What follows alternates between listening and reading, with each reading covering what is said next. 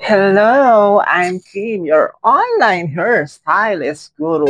So, bakit nga ba maraming nag-damage na buhok na dry? Di ba? Kaya maraming pupunta sa salon. Di ba? Para magpa-treatment kasi super hair fall daw sila. Tapos, naminipis na daw yung sa may crown area nila. Di ba? So, in this video, I will teach you how to save your hair in a simple trick. So, let's dive in. Go! So let's start for our topic for today. Yun na nga po, no, as a hairstylist, marami nagtatanong po sa akin, bakit ba daw naninipis ang buhok nila, particularly daw po sa crown area. Hindi nila alam, baka daw sa shampoo, sa conditioner na ginagamit nila. Diba? Ah, nag-iisip na tuloy sila na baka hindi na nila magpalit ng brand, diba? Pero, opo, tama naman po. Isa din pong dahilan kung bakit naninipis ang buhok natin ay dahil sa shampoo na ginagamit natin.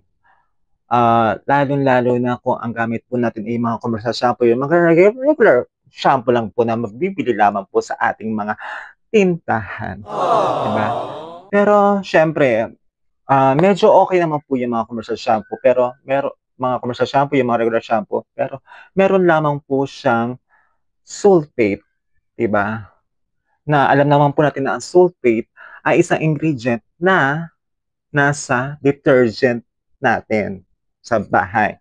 So, medyo harsh po yung ingredient na yun na medyo masama sa ating anit kung masosobrahan ang paggamit.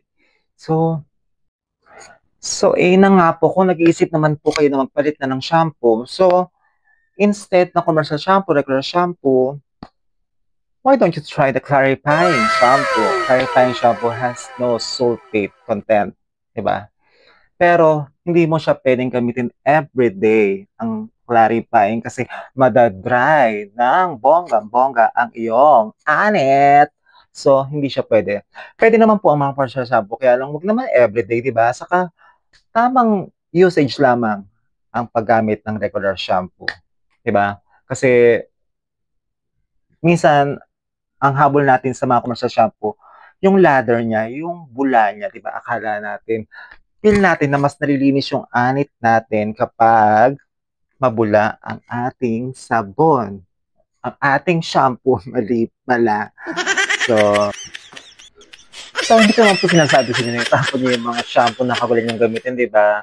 Proper usage lang, saka proper amount lang. And right way of applying shampoo. Di ba? Kasi usually kasi talagang tayo, di ba, pag nagmamadali tayo, pagpapasok tayo sa trabaho, di ba, malimit ang pag-apply natin ng shampoo, direkta na natin saan, tapos sa tirarap, di ba? It's a big wrong. Dapat hindi po ganon. Dapat ang pag-apply talaga ng shampoo ay hindi po sa crown area ang start. Dapat po sa nape. And then pataas, di ba, hanggang po sa top.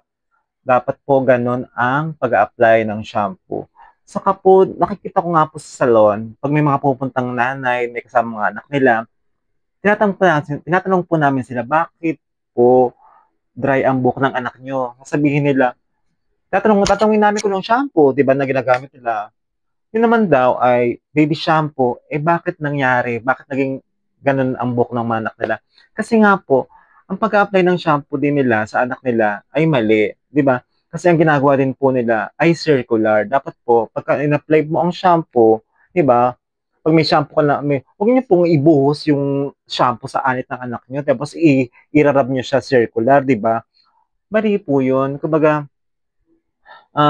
hindi po dapat gano'n. Kasi dapat talaga ang pag-apply talaga ng shampoo, dapat pagkalagay sa palm, tapos ah, lather, tapos ang apply dapat sa side lang, side by side, tapos pataas. 'Di ba? Ganun lang po ang pag-apply ng shampoo. Tapos maling-mali din po kasi minsan may nakikita talaga ako na pag nag-a-apply talaga ng shampoo, mahabang luhok nila tapos irarab nila sa dulo. Ako, maling-mali po yun kasi you're just damaging your hair and you just ruin your cuticle. Maling-mali po iyon, di ba? Kaya dapat po ay wag ganon ang pag-apply.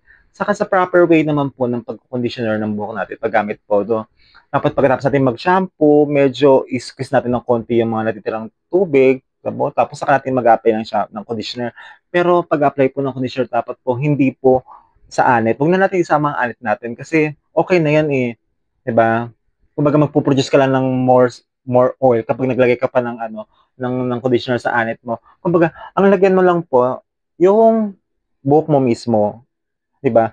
Pero kapag ikaw ay virgin hair naman, halimbawa hindi ka naman color treated hair, kumbaga wala namang kulay ang buhok mo, i-apply mo lang po sa buhok mo. Pero kung ikaw na may color treated hair tapos meron ka ng mga regrowth, 'di ba may mga tumubo ka na mahaba na kalahati na buhok mo. Yung damage ng buhok mo, ayun na lang i-applyan mo. Kasi yung mga regrowth naman, virgin pa yon. Kumbaga, buhay pa yon, hindi na kailangan ng conditioner noon. 'Di ba? Kung may mapasama man na konti ng conditioner, okay lang yon. Pero wag mo lang isama yung mga regrowth mo, okay na po yon. So, saka po sa ano, after natin mag-shampoo, 'di ba? Anong ginagawa natin? After natin maligo, sa buhok natin ginagawa. Ano ginagawa po natin, 'di ba? Malimit nirarap natin yung ano, yung tuwalya, yung towel natin, 'di ba? Pinupulupot natin sa ulo natin. That was a big wrong again, 'di ba? Dapat hindi po gano'n. Dapat pag-apply, pagkatapos natin maligo, wag nating i-wrap ang towel kasi po yung mga hindi pa dapat na magpuputol, 'di ba? Hindi pa sasama-sama sa paglalagas. Pagtanggal natin ng towel kasi nga pinulupot natin sa buhok natin, ayun, naputol na po siya, 'di ba? Kaya mali po na iniikot po natin yung tuwalya kasi 'di ba dati nakakulay talaga natin yun, 'di ba? Kahit ako nung bata kami, talagang iniikot namin yung tuwalya. Pero pag mahaba buhok mo tapos iikot mo pa, tapos pagtanggal mo ng tuwalya, pak, tanggal ang iyong buhok na iba na dapat ay hindi pa matatanggal, 'di ba? So maling-mali po 'yun. So dapat talaga proper way tayo ng application talaga at saka uh, proper way talaga ng mga paggamit ng shampoo, conditioner, tapos sa towel, 'di ba? Pag sa towel talaga, hindi mo din kailangan i-rub yun eh, 'di ba? Para matuyo. Wag mo pong gawin yun. Dapat ang gawin mo lang para ka lang parang ano, isipin mo lang siya parang face mo. Tinatanggal mo lang yung mga excess water, 'di ba? Ano lang dapat talaga ang pag-treat sa ating buhok para naman kahit paano hindi ka madalas sa parlor, 'di ba? Pero syempre, pabor sa amin yun kasi nga, 'di ba? Kumikita kami kaso syempre, kami naman ay concern lang sa inyo, 'di ba? Na para naman hindi nadadamage ang buhok nyo kasi usually naman hindi naman lahat, 'di ba? Hindi naman lahat afford magpa-parlor, 'di ba? Paano naman yung mga yung mga sapat lang ang kinikita, 'di ba? Na ang budget lamang nila ay sapat lang para sa kanilang pagkain, 'di ba? Sa pang-araw-araw nila na hindi na, 'di ba? Hindi at least makakatulong man lang yung aking advice, 'di ba? Sa mga nanay na ang iniisip muna ay pang sa kanilang mga anak, paggastos sa bahay. Sana naman po nagustuhan niyo ang aking video. Sana naman po ay sundin niyo para naman po kayo ay mapapasana all na lang kayo sa buhok niyo, 'di ba? Para hindi naman kayo gagastos pa na mas malaki sa salon, 'di ba? Para at least sa proper application ng shampoo at conditioner, okay na kayo, 'di ba? Iwasan din natin ang damage at pagnipis ng buhok natin, 'di ba? So, hanggang dito na lamang po ang aking video. Sana naman po ay natutunan po kayo kahit konti. Sana naman po kung nagustuhan nyo aking video, sana naman po kayo ay mag-comment. Saka kung meron po kayong gustong itanong sa akin, just comment below. Saka sana naman po i-like nyo ang aking video at sana naman po mag-subscribe kayo para sa aking mga sunod na mga video. Maraming po salamat at God bless po sa ating lahat. Thank you! Bye-bye!